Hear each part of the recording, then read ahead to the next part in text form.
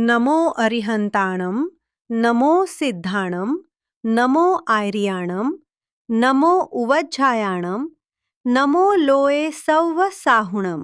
याचा अर्थ असा आहे, लोकातील सर्व अरिहंतना नमस्कार असो, सर्व सिद्धांना नमस्कार, सर्व आचार्यांना नमस्कार, सर्व उपाध्यांना नमस्कार आणि सर्व साधूंना नमस्कार. नमोकार मंत्राचे महत्त्व.